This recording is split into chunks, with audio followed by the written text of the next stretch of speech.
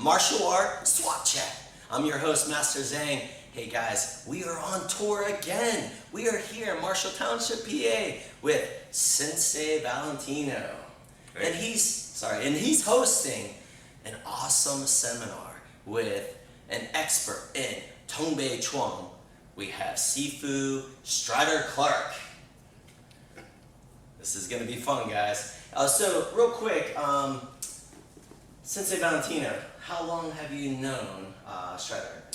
I met Strider in 2004 when he was living in Pittsburgh. He was training with his teacher, Master Zhang, and I met him and started training with him way back then. Right? Yeah. So, Shifu Strider Clark, could you tell us a little bit about, maybe, let's start with yourself. So if you want to just give maybe a real quick, quick rundown. Yes. Well, I started martial arts when I was about 4. My father was really into boxing and street fighting growing up, and one of my first memories was having one of those little boards that you stand on where you hit the bag, right? And so he was teaching me how to punch from a young age, and then I got beat up at school, and I come home and he started teaching me basically how to fight, and that just started the interest in martial arts. So they enrolled me in a Taekwondo school because in my hometown there wasn't a lot of martial arts, and the closest place was Taekwondo school. So, and can you tell them, the guests or the viewers, like where you're from? I'm from Reno, Nevada. Yeah, just outside of Reno, Nevada. So I started Taekwondo in Reno, and I switched Taekwondo schools, and the master that run the school that I started with, he did Kosho Shurai Kempo, Filipino stick fighting, and he was a 6-degree black belt under the founder of Taekwondo. He got his first black belt from the founder of Taekwondo. So when I moved to that school, it really expanded the number of martial arts I was doing because they were doing all kinds of training there. So I was doing Kempo, finishing my black belt in Taekwondo, and then doing the Filipino arts of the arnis and the eskrima. Wow. It was just part of the curriculum. Right.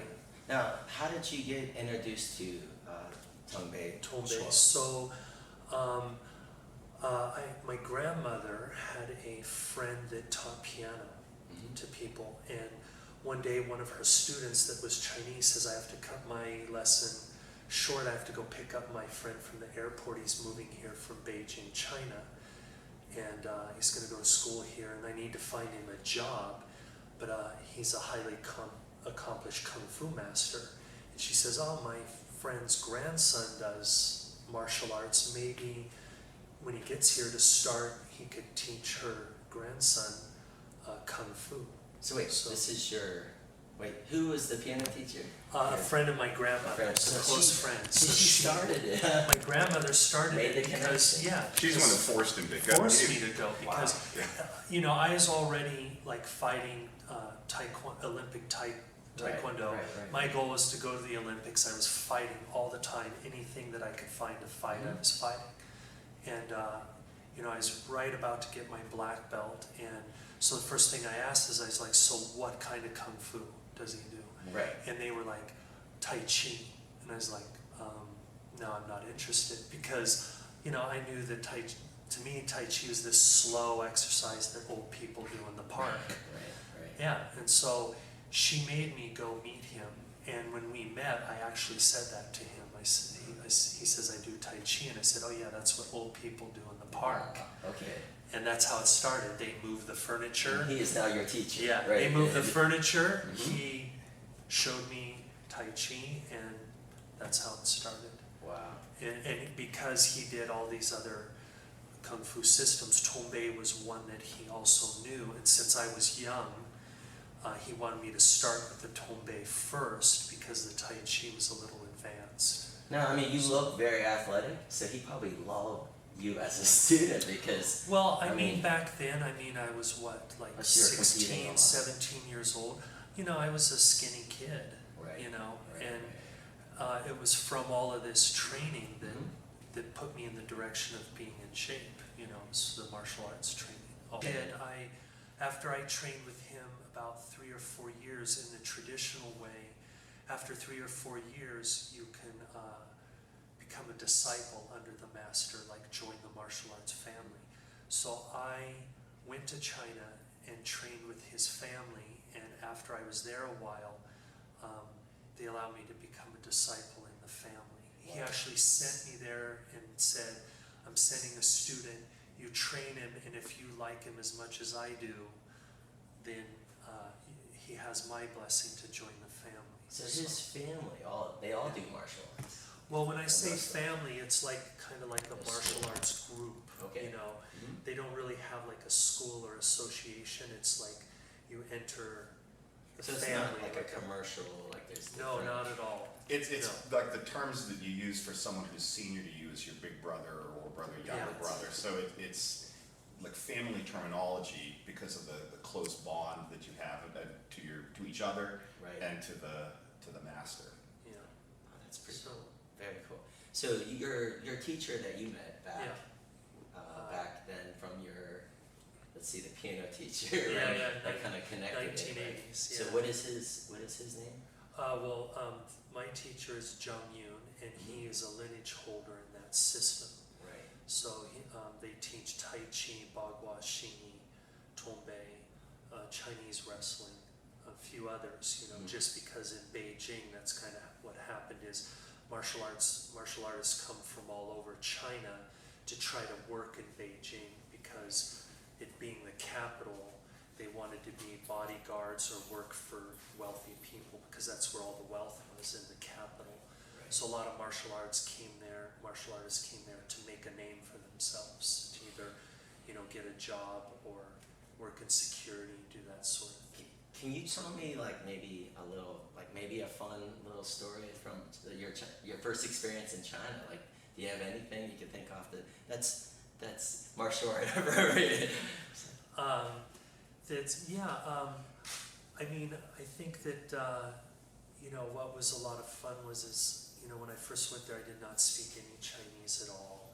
And they were just so warm and gracious. You know, I went to stay with my master's brother, older brother, and they took care of me. They gave me a place to stay, and he trained me every day. You know, it was like 8 hours a day, Wow. like a job. You know, Yes. you get up early in the morning, you have breakfast, then you go down to the training hall, you start stretching, you train, you know, from about 8 to 12, 1 o'clock, then lunch, then a small nap, and then you'd start like around 2 in the afternoon and go to like sometimes 6 p.m.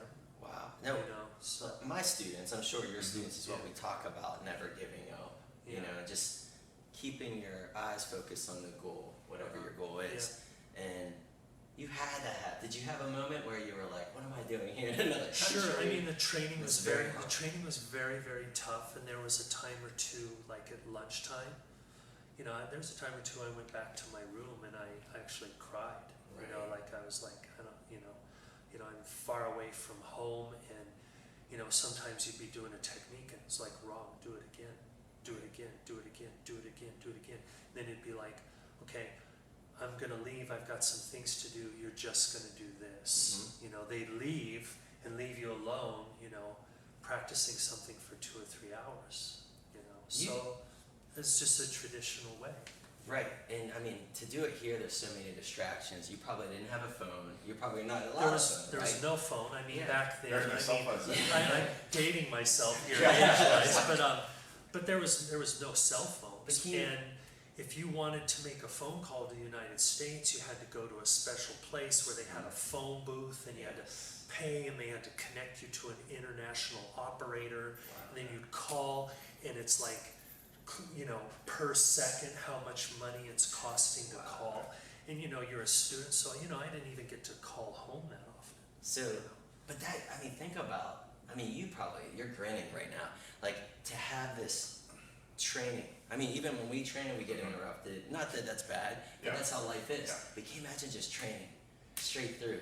No interruptions, you know? I know. And also training with the people that he was training with Right. Yeah. were just, I was, because I've had very, the, I was very fortunate. You know, the grandmaster, Wang Zhang, was very well known in Beijing.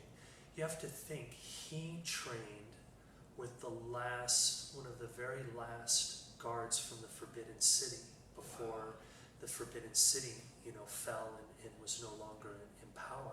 So you're talking about like a lineage, a group that come directly from the people that were guarding, the emperor. So it's Wang Pei-shing, Zhang Yun, Strider. Yeah. Wow. So That's pretty you know, amazing. yeah, I love the history. yeah, the history is How very they rich, use martial very arts deep. Yeah, to protect their country. Master Wang's teacher Ma Gui is in the history books when the 8 invading armies, the foreign armies banded together to invade the Forbidden City, to take the Forbidden City down. Right. So they invaded the Forbidden City, were killing everybody. When he saw that there was no way that they were going to win and everybody had fled and everything, he jumped on a horse with a broadsword and he went through the front gate, Protecting killing soldiers in a hail of gunfire.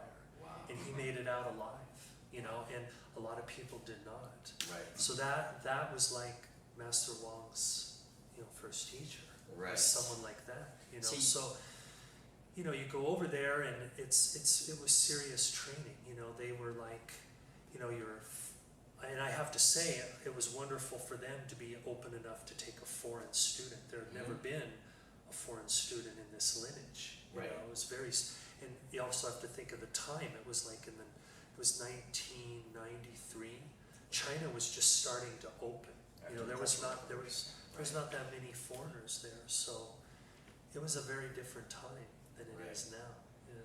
And I think that the other thing that is bears mentioning is that the type of martial art that got passed through Master Wang is the original martial art. And so when you see Chinese wushu and you see people with flexible swords and kind of jumping in the air and spinning around, that was created after the communists banned martial arts. So they just wanted to have something that resembled their traditional art. This is the art that So people, that was like the Disney version. yeah, right? this is the art that people lived or died by. Yes. And that's why it was kept very secret, because it wasn't for public consumption. Yeah, there were changes made to the martial arts. I mean, they changed them to put them in the universities. They changed them so that people could do them for health, because they had a time when they were really trying to expand what was available to people health-wise, medically. So there's a lot of practice in the parks, the Tai Chi, the Qigong, to like improve people's health. And so things changed a lot, and there was also not a need for these arts so much anymore. Not all that much different than what happened in Japan. Kind of same thing. There was no longer a place for the samurai. So very similar. They become outdated. Guns come in, weapons come in, and also, the not wanting people to be able to use those type of arts. They restrict, the practice of those things. I think when, especially the government sees how powerful they are, what they're capable of, because, Not only physically powerful, but it bears mentioning that the philosophy is very powerful. What it does to empower people to know the difference from right and wrong. You're basically creating somebody that's going to question abuse in government, or question, abusing the people, standing up. So, that was one of the first things to be dismantled, when there was a change in the government, so. Sensei Valentino I've heard about him, and I was pretty impressed. One day I was teaching class, and he came in. I didn't know who he was, so I thought maybe he's someone that was interested.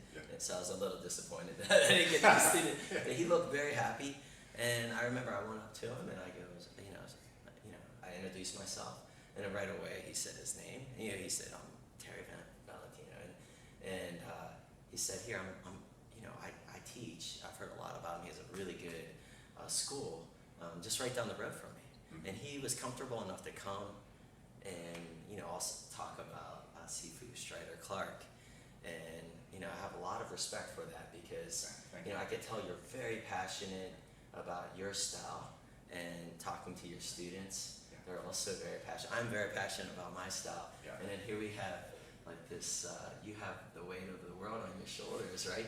You're one of the few people, right, that can keep your art alive, right? With Tombe, this particular branch of Tombe that's out of Beijing, yeah, it's a very small group. Yeah, just because of the way that it was passed down. You know, they were very conservative and very protective of the art, and you know that's kind of a double-edged sword. Right. You know, you try to protect the skills, but at the same time, when you limit the amount of people that can practice and add their experience and you know everything, then you start to lose things. You start Right. to lose things, and that's where it is at this point. They- Is that nobody even knows the style. Mhm. Nobody's ever heard of it, right? And it used to be categorized as one of the 6 main styles of northern China. And you know, people know Tai Chi. People Yes. have heard of Shaolin. Right. You say Tombe, they don't even know. They don't know that if it's a skincare product or. But see, that's It's just, you know, they have no idea what Right. that is. You know, so. so how do you see Tong Bei in the future? Obviously, it's in good hands under your. You know, I've struggled with this. I'll tell you this. I've struggled with this, and I've had people around me, like you know, good friends and mentors and different people, you know, pushing me to open it up and to really make it more available and to teach it and promote it a lot. And I've always had 2 issues with that. I think one is my personality. Mhm. Is it's not easy for me to promote myself or to say I have this ability. I'm going to show people how great this system is, because I feel like then I don't have the ego for that a little Right. bit, which is probably not the best for the martial art. The second thing is this is a very violent, very destructive martial art that is, of course, martial arts were, you know, used in combat, but this is especially not a nice Right. system. But there's And- a lot of bad people out there. Yeah, And- so I have mixed feelings about it from that angle, and then the other angle is that the system is got some wonderful things, and it's very like pure. It hasn't been watered down Right. or you know misrepresented or you know translated in the wrong way, or the skills you know kind of like scattered so much. So I've fallen into the trap that maybe some of the ancestors fell into, that it's like you don't like want it to get kind of quote ruined. Yes, right. And that's not a good view either, but it's still kind of there a little bit. So Right. I struggle back and forth because, you know, with what this system has, absolutely, I could have really expanded this and maybe even made it, you know, a much bigger production and even a living, you know, of like making it a life mission of making Tombe as popular as, say, something like Shaolin, which Right. is in the same you know, one of the 6 main styles, or Tai Chi, which Mhm. is one of the 6 main styles. But I don't know. I think you know I'm kind of like going in that direction, like gonna try a Boy, little bit hey, now. that's all you can It's do. time, right? Yeah, it is. It's time. He's very So- passionate. Yeah, and- no, he's been instrumental. Well, look at why we're here. Yes. He's an instrument. He's like, you know, constantly, in a very good way, pushing me. You know, you should do videos, you should do Right. this, you should do that, and I'm just like, yeah. Well, yeah, Swap Chatter soon, in a minute, he's going to be teaching us some moves of the day. And if you want more, please comment, you know, or even try to look up, you know, you have information. Well, I'm going to try to make that information more available. So you have Like a website, one of right? my colleagues was criticizing me for the fact that I'm not easy to get a hold of. But I'm going to try to you know change that. I mean, I'll That's your definitely. secret. Could you tell the viewers, like your website? Yeah, I'm gonna anything? I'll give the website. I mean, the website. I mean, if you Google Tombe, Yes. there's not a lot of Tombe on the internet. So if you Google Tombe, probably my name will pop up. And we'll put but, that. Yeah. But it's tombe.homestead.com, and then you can reach me at whiteapefist@yahoo.com.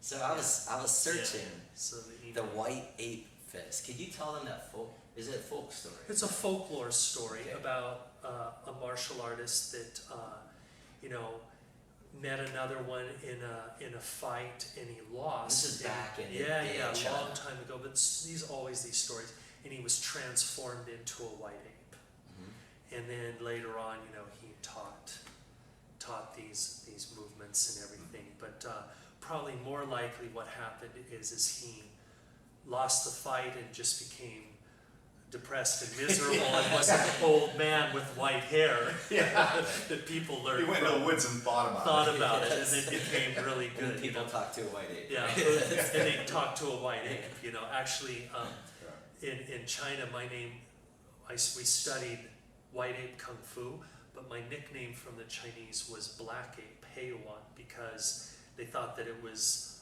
odd that I was white, but I had really dark hair, like dark complexion, you know, because when they thought of like foreigners at the time, so they were always like, you know, tease me that, you know, I was a white ape, but a black ape, and I was tall, you know, dark hair, and, Right. and so they called me black ape. So, That's not a bad nickname, right? No, I know. Like I would get like I mean, I guess grasshopper, right? Yeah, it's better than What is grasshopper. It's- It sounds tougher. Right. But can you tell like the chatters also, they know like kung fu with all these animals. Bruce Lee or Bruce Lee, or Yeah, now sure. there's this Kung Fu Panda where they have. So there's- yeah, I mean, when we say kung fu is a very generic term that describes like all the martial arts that come from China, basically. And when you say kung fu, this is like a huge amount of different skills. And China's an enormous country, so when you say kung fu, there's different systems. There are systems that are strictly like, for example, like Chinese wrestling or something. It's Yes. purely grappling. Right. Then you go completely to the other end of the spectrum. You have some that are just ground fighting, Right. like kicking and all rolling on the ground. And then there's others that are mainly upper body striking. And then there's others that are very much like Taekwondo that can be 80% or more kicking, Right. where they're like just kicking. And then there's, you know, some that are mostly weapons, and some are like from the Muslim influence, some are from the Chinese influence, some, you know, so there's many, many different types of kung fu. Some are internal martial art, you know, external. So it's a huge variety. So when you say kung fu, it's almost like saying the word martial art. It's like, well, which one do you mean? Because it can be vastly different. So basically what we say is like Tombe is a form of kung fu.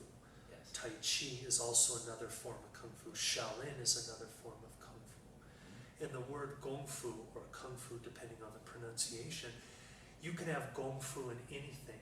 It means time spent, Like ability, acquired skill. So for example, you look at calligraphy, and you look at someone's calligraphy and you say, well, this calligraphy is very beautiful. Whoever did this had very good gong fu. It means that their ability for doing calligraphy is very high level. Or if you look at a Picasso, you could say Picasso's gong fu in painting was a very refined level. And to get to your question about Tombe in particular, that each of these different Chinese styles have a different quality and a different flavor with which they fight. So Tombe has a particular training method and body usage methodology and fighting strategy that makes it unique in and of itself, so you'll have a chance to Yeah, we're gonna. to see that. I'm excited to do the moves of the day.